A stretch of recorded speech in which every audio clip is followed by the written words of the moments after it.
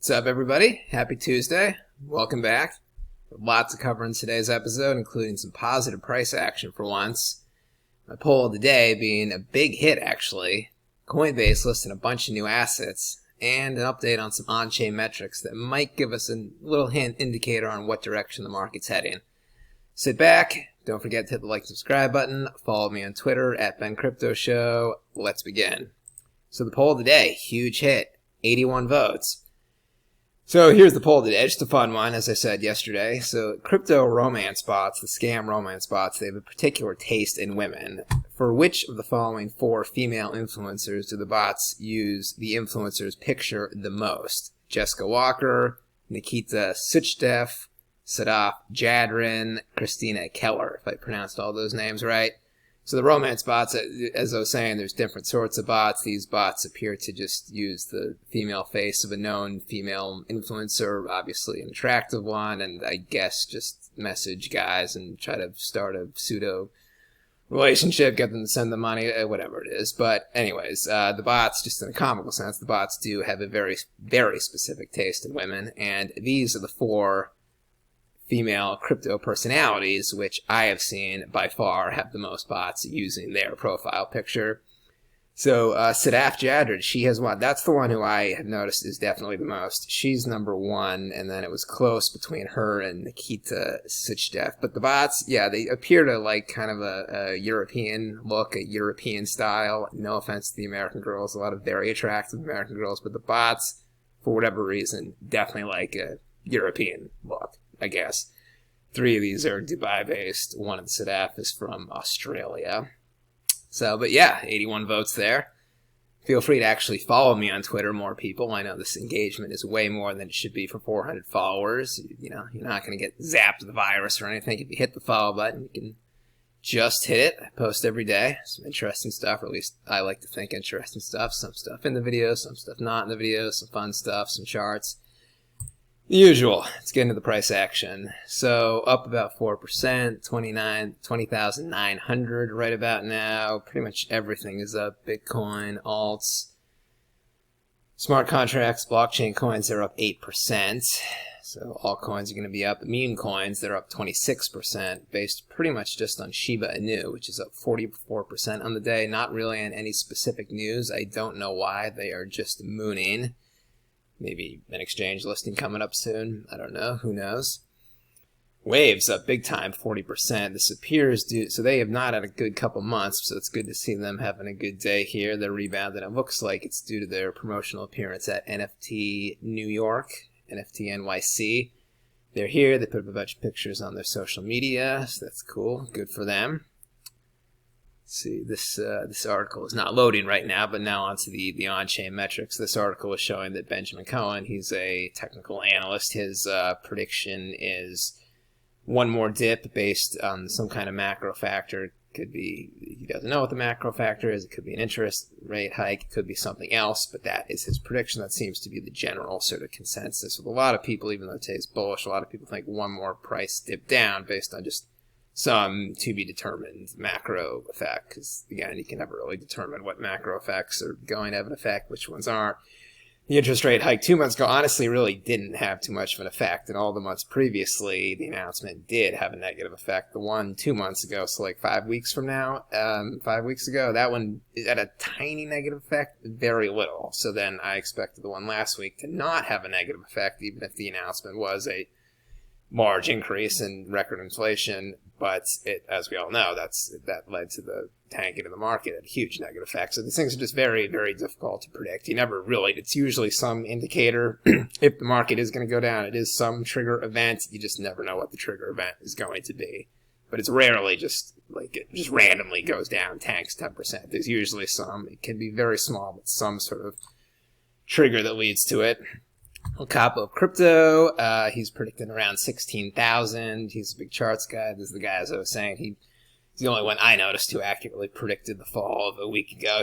No one times it right. He didn't exactly know when it was going to happen, but he was the only one who predicted the price action, the price level. He had 21 to 23,000. That was his long-term sort of price dip target, which nailed it perfectly. So he's not really predicting a time or an event or a trigger that could be, but 16,000 is what the charts are showing him. Could be the bottom, which it sounds pretty accurate if we even have another dip down. Who knows? And then he's also noticing, so now that the price has gone up 2 straight days, comments are getting sort of bullish on his chart. He's feeling a little bit of the hate again, which he thinks could be an indicator that we're about to have another dip down. It could be the sentiment. You never really know. What I have noticed is when there are big drops, it's almost always against the general sentiment. Like the moment retail is starting to get a little comfortable and okay, we're going to be here for a while, that's when it goes down. So he could be on to something with his comments indicator. A lot of negativity would be bullish, or a lot of overly positive sentiment, which means not liking his negative comments, which means that could come true. Who knows? Got to look at all indicators. The headlines, again, like I said yesterday, so they're kind of turning negative again, which is good. That's a bottom indicator. Bloomberg throwing money into fire, how crypto winners turned FOMO to fear, and they had a bunch of other sort of very negative sounding articles yesterday. That's an indicator of bottom. That's good. I mean, the articles are good. Keep writing these. All the media outlets, not a problem. I just read the headlines just to see the general sentiment. Google trends for Bitcoin are up. So this is just for Bitcoin, not positive or negative, not like Bitcoin crash. But yeah, they're up for the highest point in a year, I guess, from the crash. And then Google searches for Bitcoin dead hit an all-time new high. That's a bottom indicator. That's good. So the more headlines you see like this, crypto's done, Bitcoin's dead, it's going to zero, you know, it's just a disaster, whatever. Those are the signs we're getting to the bottom. And I believe it's not just like sort of a thing in the air, an energy in the air. I believe it's ties specifically to when you start to see all these headlines, then the masses do actually start to get a little bit more fearful, and then they reduce their leverage in the market. So they'll kind of, if they have open leverage positions, they'll sort of gradually take them out, lower them, remove them from the derivatives exchanges if they haven't already been liquidated. And then, as we all know, as I went through yesterday, when there's very little open leverage positions, then the market can't tank. So you would assume, basically the translation would be all these headlines do kind of start to get to the average investor, big or small, and then they do lower their leverage, which then, because you know they're more risk averse when they start seeing these headlines, so then that indicates a bottom. It doesn't indicate a quick top and a quick rise up, but it does indicate no more panicking or cannibalizing of the prices. And as I said, the single most important chart by far, nothing comes remotely close to this chart. You see a lot of charts these days. This is the one, the leverage chart here. Last 3 months, the leverage is still high. It's not really increasing a tiny bit. It's remained flat, but it has not gone down at all in the last week, even with all the liquidations, meaning a bunch of people were liquidated, but a bunch of new positions were initiated. So this, unfortunately, is kind of a negative. I don't like being negative, but this would mean there's room for another quick, drastic fall. I don't know if it'll happen, but this would indicate there is room for one more, but it would have to be triggered by some sort of macro event. More indicators. So this is it's just basically whales holding number of addresses with a balance of greater than 1 Bitcoin. So it's gone up significantly in the last 3-4 weeks, it looks like. So I've concluded that these whale charts have absolutely zero indicative of the short-term direction, price direction, a couple weeks, 1, 2, 3 months out. But they're just good for the space. It shows, you know, everyone's invested in the long run. Everyone's super interested. No one's losing intrigue or intellectual interest in the space. So that's as good. And then again, this was sort of like the leverage position. This is the leverage longs on Bitfinex. So again, it's been going up in the last 5-6 days, and then it's gone up not quite as much of a high, but a little bit right here. So that's that. And one more thing on this chart here. So it's this. I was thinking the other day. So this kind of looks like these spikes in leverage. It looks like 1 or 2 or 3 like big crypto funds increase their leverage specifically in these days. Because if it was just a mix of retail traders and institutional traders, I feel like the leverage would just be going gradually up, like a diagonal line. These are just some big spikes, and since there was a lot of money coming in, it wouldn't surprise me if this was like 1 or 2 crypto funds. And again, then that wouldn't surprise me. That could sort of show how some crypto funds were liquidated completely if they already were having a very bad 6 months with the Terra, if they were overinvested, if they were in Celsius, if they were overinvested in Ethereum and Solana, they were already having a bad, like Galaxy Digital. They're a great hedge fund. So they're down, I think I read like 67% on the year. They don't do any high risk positions like this year, but they were invested in Terra. Some other blockchains, they're so 67%, and they're going to recover. They'll be up big time in 6 months, 12 months, but it just goes to show that's huge. So if they were a sort of fund that also had some very high risk, high leverage trading positions, and they got liquidated on those, then that 67% down could quickly go down to 80 to 90% down, and then they're basically done completely. So this wouldn't surprise me.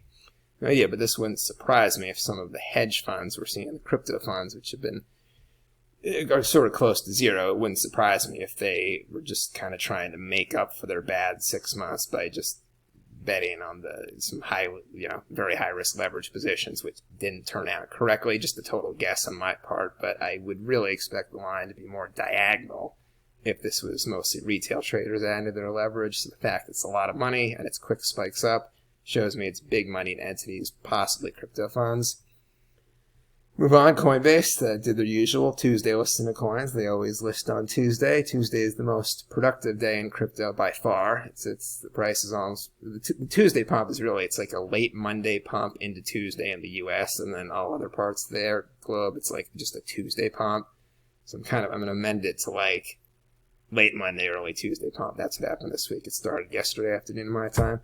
They added a bunch of coins here, 6 coins, DeFi Yield Protocol, their DeFi protocol, Aleph Network, their decentralized cloud protocol, Hopper, they're a decentralized private data exchange, Mathcoin, that's a wallet that holds 1,000 coins, Parseek, that's an analytics platform for monitoring and intelligence, and Elastos, that's an old school blockchain now / metaverse.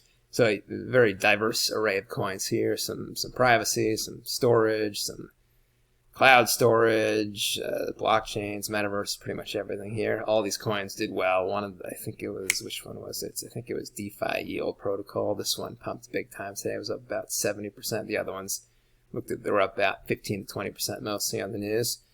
So it's good. Coinbase still, even with the laughs, going strong, listing a lot of coins. Always good to see.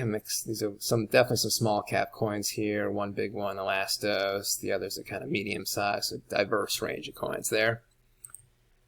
That's it for today. I'll be back with a new episode tomorrow. Again, follow me on Ben Crypto Show. Ben Crypto signing out. Later.